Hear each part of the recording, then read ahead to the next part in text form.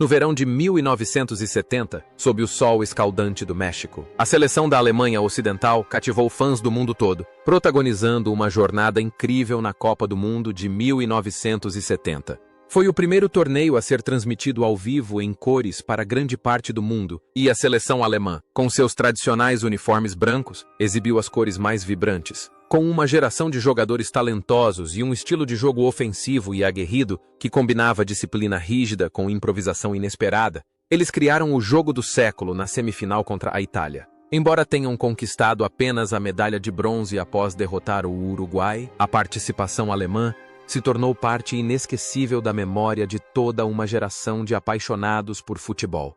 Mas por trás daqueles momentos gloriosos em campo, havia jogadores com destinos muito individuais. Mais de 50 anos se passaram. E o tempo deixou marcas diferentes em suas vidas. Alguns continuaram a conquistar novos patamares, outros escolheram um caminho mais tranquilo, e alguns tiveram que encerrar sua jornada em tragédia ou com partidas lamentáveis. Vamos relembrar a trajetória tumultuada dos jogadores que formaram a alma da geração de ouro da Alemanha Ocidental.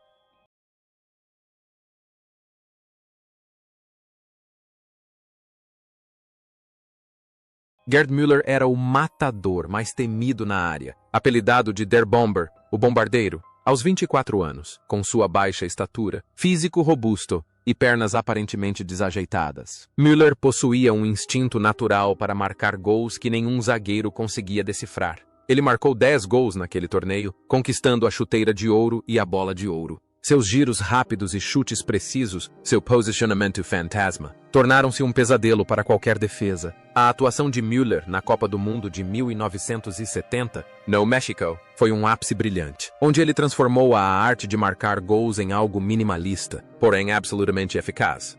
Após o sucesso no México, a carreira de Gerd Müller continuou a florescer brilhantemente no Bayern de Munique e na seleção da Alemanha Ocidental, culminando com a vitória na Copa do Mundo de 1974 em casa.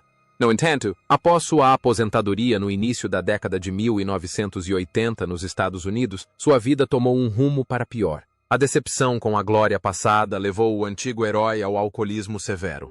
Ele se perdeu, suas finanças se deterioraram e sua vida familiar ficou à beira do colapso. Felizmente, seus ex-companheiros do Bayern de Munique não o abandonaram. Eles o ajudaram a superar o vício e lhe deram um emprego como treinador da equipe juvenil, ajudando-o a redescobrir a alegria e o sentido da vida. Ele viveu o resto de sua vida em paz, respeitado como uma lenda imortal do Bayern.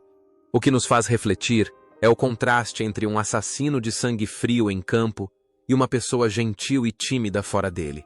Em campo, Müller era uma força a ser reconhecida, marcando gols, mas fora dele, era um homem de poucas palavras e introvertido. Dedicou grande parte de sua carreira pós-futebol a contribuir discretamente para o desenvolvimento de jovens, evitando o frenesi da mídia. No entanto, em seus últimos anos, o destino o desafiou mais uma vez quando a doença de Alzheimer gradualmente lhe roubou as memórias do rei dos artilheiros.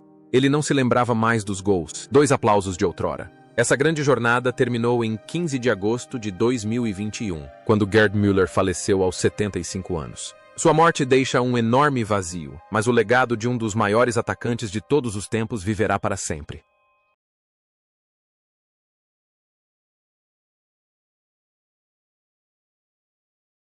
Franz Beckenbauer era o cérebro e o coração da equipe. Aos 24 anos, Beckenbauer jogava com a postura de um rei, redefinindo o papel do líbero. Sua imagem jogando toda a semifinal com o braço deslocado e enfaixado tornou-se um símbolo imortal do espírito alemão de nunca desistir. Beckenbauer não apenas defendia, mas também criava jogadas com seus passes precisos e estilo elegante e refinado, merecendo verdadeiramente o título de Der Kaiser, o imperador. A carreira de Beckenbauer tornou-se, posteriormente, uma série de sucessos sem precedentes. Ele é a única pessoa a ter conquistado a Copa do Mundo tanto como capitão 1974, quanto como técnico 1990. Tornou-se o rosto do futebol alemão, atuando na gestão de equipes e sendo peça fundamental para a realização da Copa do Mundo de 2006 na Alemanha. Sua vida pessoal também foi repleta de acontecimentos, com múltiplos casamentos e constante atenção da mídia. Era um homem poderoso, sempre impecavelmente vestido e com um sorriso confiante. contudo, em seus últimos anos, a sombra das acusações de corrupção relacionadas à organização da Copa do Mundo e à morte de seu filho Stefan afetaram gravemente sua saúde e seu estado mental. Ele se refugiou em Salzburgo, na Áustria, longe dos holofotes. Uma estranha coincidência marcou sua vida. Em campo, ele estava no controle, o imperador dando ordens, mas em seus últimos anos, perdeu o controle sobre sua própria saúde e reputação. Mesmo assim, ninguém pode negar sua grandeza. Contudo, a jornada deste imperador chegou ao fim. Em 7 de janeiro de 2024, Franz Beckenbauer faleceu aos 78 anos, cercado por sua família. Sua morte marca o fim de uma era, deixando uma dor imensurável entre os fãs do mundo todo.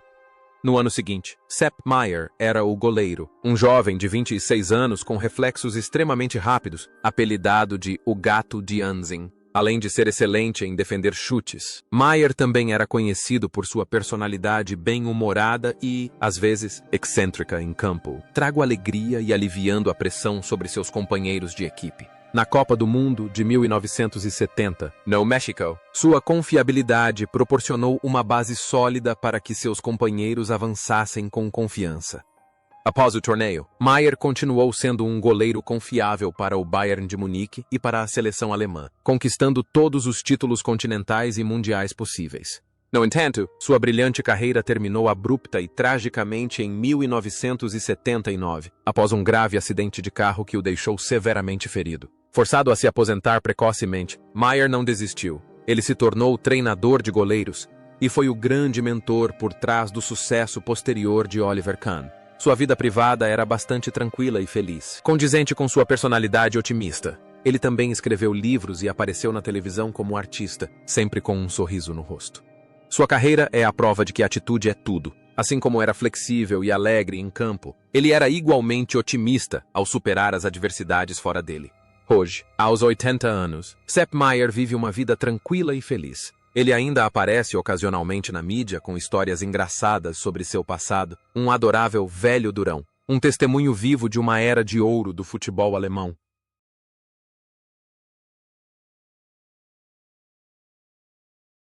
Aos 33 anos, Uwe Seeler era o veterano e capitão exemplar da seleção da Alemanha Ocidental na Copa do Mundo de 1970. No México, embora já não fosse tão ágil quanto na juventude, nosso Uwe, ainda lutava com o espírito de um guerreiro.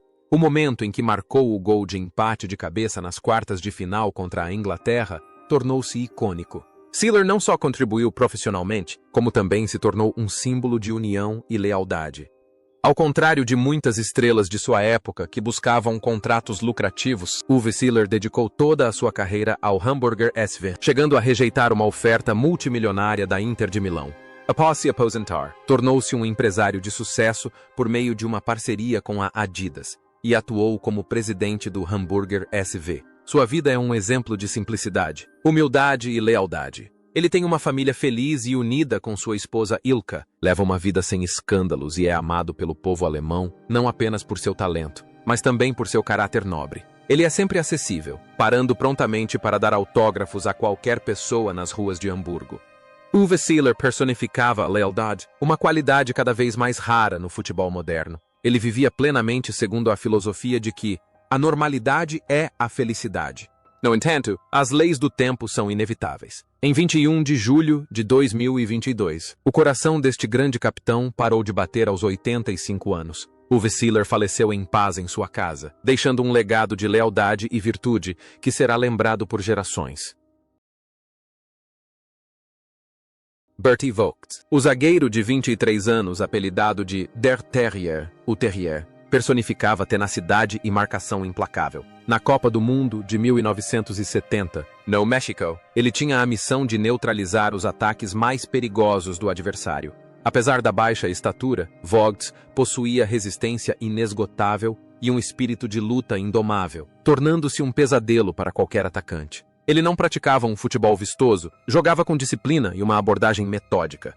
Após se aposentar dos gramados, Bertie Vogts escolheu o desafiador caminho de treinador. Ele levou a seleção alemã à vitória na Eurocopa de 1996, uma conquista que confirmou seu talento como técnico. No entanto, sua carreira como treinador também teve seus altos e baixos, tendo comandado outras seleções nacionais, como Kuwait, Escócia, Nigéria e Azerbaijão. Ele é um workaholic, sério e, às vezes, considerado rígido demais. Sua vida privada é bastante discreta. Ele raramente fala sobre sua família e dedica a maior parte de sua atenção ao futebol.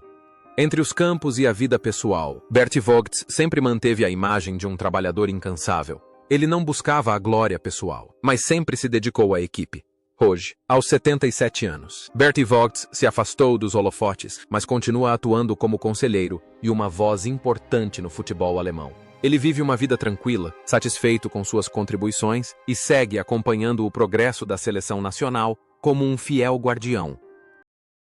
Wolfgang Overath, de 26 anos, era um brilhante armador com um pé esquerdo excepcionalmente habilidoso na Copa do Mundo de 1970. Ele foi escolhido para começar como titular na posição de armador no lugar de Günther Netzer e provou que foi a decisão certa com seu estilo de jogo elegante e passes longos de precisão impecável. Overath representava a beleza romântica do futebol, um verdadeiro artista em campo, o homem que ditava o ritmo do ataque alemão. Toda a carreira de jogador de Overath foi dedicada ao FC Köln, Colônia. Após se aposentar, ele continuou ligado ao clube como presidente por muitos anos. Além do futebol, Overath era um homem de imensa compaixão. Ele fundou uma instituição de caridade com seu nome para ajudar moradores de rua e pessoas necessitadas. Ele acreditava que o futebol lhe havia dado muito e que precisava retribuir. Sua vida foi marcada pelo respeito da comunidade, não apenas por seus gols, mas também pelas boas ações que praticava diariamente. A imagem do artista nos campos de futebol se transformou na de um filantropo da vida real. A finesse de suas habilidades futebolísticas do passado agora se reflete em suas habilidades interpessoais. Hoje, aos 80 anos, Wolfgang Overath ainda leva uma vida saudável. Ele não está mais tão envolvido com o futebol profissional, mas permanece dedicado a atividades sociais. Ele é a prova viva de que um grande jogador não é medido apenas por títulos, mas também pelo que faz pela comunidade depois de deixar os gramados. Karl-Heinz Schnellinger, com 31 anos na época do torneio, era um dos poucos jogadores alemães atuando no exterior, no Milan. Seu apelido, Volkswagen, refletia sua resiliência e confiabilidade. Mas seu momento mais memorável foi o gol de empate aos 90 minutos contra a Itália na semifinal, seu único gol pela seleção alemã, que levou o jogo para a prorrogação e criou o jogo do século. Os comentaristas alemães exclamaram: "Ausgerechnet Schnellinger!" Por que Schnellinger? Expressando seu espanto. Após a Copa do Mundo, ele continuou a viver e trabalhar na Itália, onde era tão respeitado quanto em seu país natal. Aposentou-se do futebol e tornou-se um empresário de sucesso em Milão, estabelecendo pontes comerciais entre a Alemanha e a Itália. Schnellinger integrou-se completamente à cultura italiana, apreciando o estilo de vida, a culinária e o clima. Viveu uma vida próspera e plena, mantendo sempre a elegância de um cavalheiro. Raramente aparecia na mídia alemã, mas era sempre mencionado com respeito.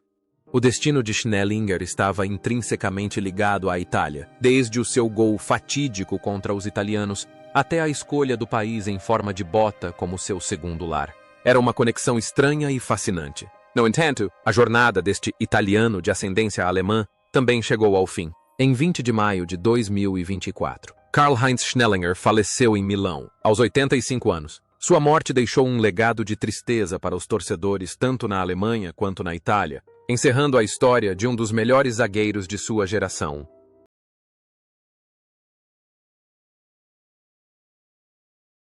Reinhard Labuda, também conhecido como Stan, em homenagem ao lendário jogador Stanley Matthews, era um gênio do drible aos 26 anos. Com seu jogo de pés mágico, ele conseguia fazer os defensores adversários parecerem tolos. Os torcedores da região do Ruhr costumavam dizer: "Ninguém pode superar Deus", exceto Stan Labuda. Na Copa do Mundo de 1970, no México, seu drible deslumbrante foi uma arma poderosa na ala, proporcionando a imprevisibilidade tão necessária.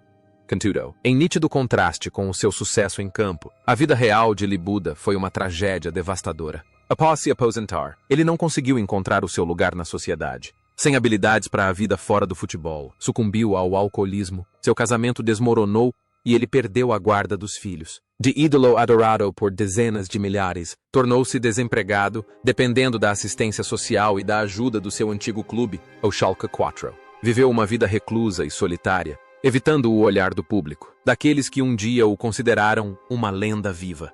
O contraste gritante entre o extravagante Stan em campo e o frágil Libuda fora dele é uma dolorosa realidade para o futebol alemão. A genialidade, por vezes, vem acompanhada de fragilidade. Essa triste história terminou cedo demais. Em 25 de agosto de 1996, Reinhard Libuda faleceu vítima de um AVC, consequência de um câncer de garganta, aos 52 anos. Sua morte é uma lembrança pungente do lado sombrio da glória no futebol. Mas na memória dos torcedores, ele permanecerá para sempre Stan, com sua habilidade imparável de driblar. Jürgen Grabowski, de 25 anos, era frequentemente utilizado como um super substituto estratégico na Copa do Mundo de 1970, no México, antes de se tornar um pilar insubstituível. Ele possuía velocidade, técnica e excelente capacidade de cruzamento. Grabowski era um jogador inteligente que sempre sabia brilhar quando a equipe mais precisava dele. Ele era o coração e a alma do Eintracht Frankfurt e um fator-chave na subsequente conquista da Copa do Mundo de 1974. Grabowski dedicou toda a sua vida ao Eintracht Frankfurt, tornando-se um ícone do clube. Após se aposentar dos gramados em 1980, devido a uma lesão, tentou brevemente a carreira de treinador antes de ingressar no ramo de seguros. Levou uma vida relativamente reservada e tranquila com sua família. No entanto, em seus últimos anos, lutou contra a insuficiência renal e fez hemodiálise regularmente. Apesar da saúde debilitada, sempre manteve um espírito otimista e uma paixão ardente pelo futebol. Grabowski foi um exemplo de resiliência, ascendendo de reserva à estrela e, posteriormente, retornando à vida familiar. Mas então, sua jornada chegou ao fim. Em 10 de março de 2022, Jürgen Grabowski faleceu aos 77 anos. Sua morte mergulhou toda a cidade de Frankfurt em luto, que se despediu do maior capitão da história do clube em seu funeral.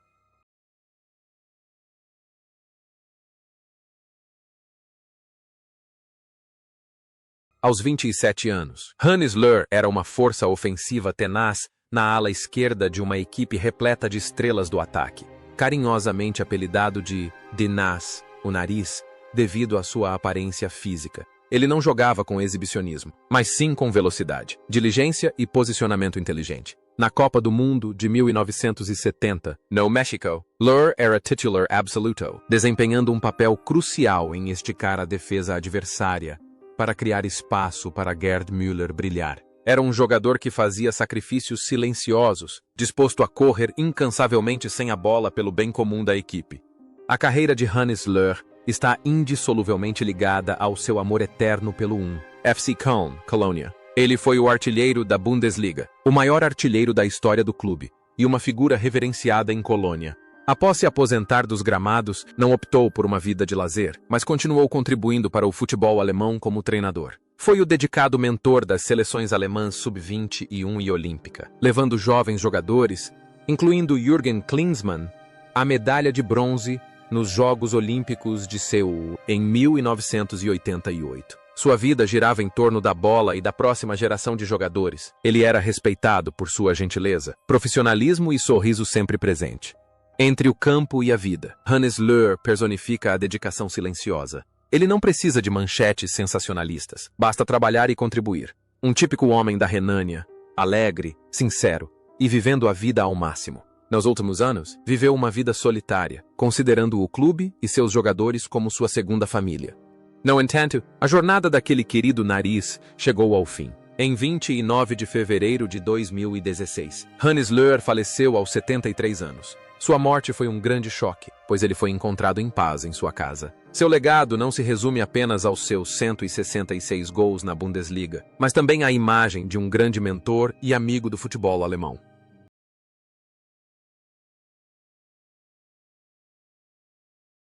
Horst-Dieter Höttges, de 26 anos, era a perna de ferro. Na Copa do Mundo de 1970, ele era um pilar na defesa, famoso por seus desarmes agressivos e contato físico destemido. Höttges era um terror para os atacantes adversários, um verdadeiro guerreiro que jamais demonstrava piedade. Ele foi um fator crucial para equilibrar o ataque da Alemanha Ocidental, trago a firmeza necessária ao Time Panzer. Toda a ilustre carreira de Höttges esteve intrinsecamente ligada à camisa azul do Werder Bremen. Ele foi campeão europeu em 1972 e campeão mundial em 1974.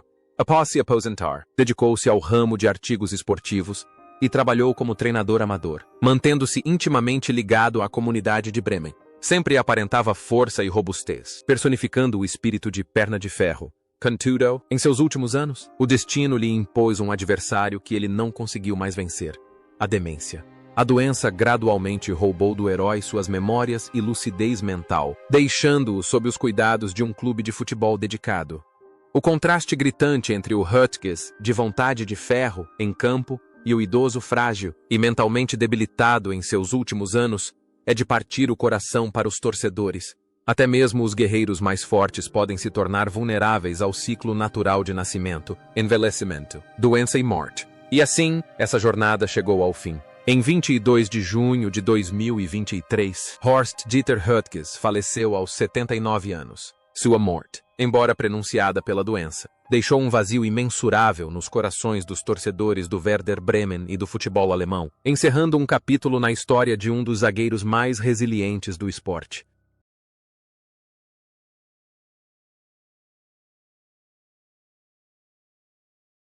Siegfried Siggi Held, de 27 anos, com um estilo de jogo inteligente e versátil, era o parceiro ideal para os atacantes principais. Na Copa do Mundo de 1970, no México, embora nem sempre fosse titular, começou como titular 2 vezes, sempre que entrava em campo. Held representava uma ameaça com seus movimentos inteligentes sem a bola e sua excelente capacidade de criação de jogadas. Ele era um herói silencioso, que aceitava desempenhar um papel de apoio para que estrelas como Müller e Siller brilhassem, mas sua importância no jogo da equipe é inegável.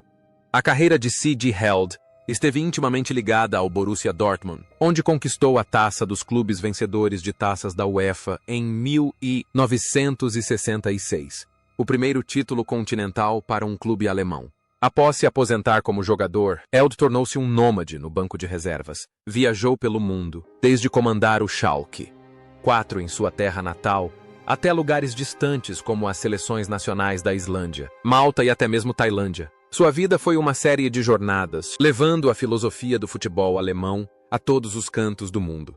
Era um homem de poucas palavras, humilde, mas possuía uma rica experiência de vida e uma mente aberta. Curiosamente, a compostura de Held em campo se estendeu à sua vida. Ele era quieto, livre de escândalos e simplesmente se dedicava ao futebol e o apreciava à sua maneira. Ele era uma ponte entre a glória do passado e o presente, uma figura respeitada e sempre calorosamente recebida no Westfalenstadion. Hoje, com mais de 80 anos, nascido em 1942, Siegfried Held ainda está vivo e bem. Atualmente, ele é representante dos torcedores do Borussia Dortmund. Embora seus cabelos tenham embranquecido e seu andar tenha se tornado mais lento, seu amor pelo futebol jamais se apagou. Ele ainda aparece frequentemente nas arquibancadas, observando a geração mais jovem e relembrando histórias de uma era de ouro em que ele e seus companheiros de equipe fizeram história no futebol mundial.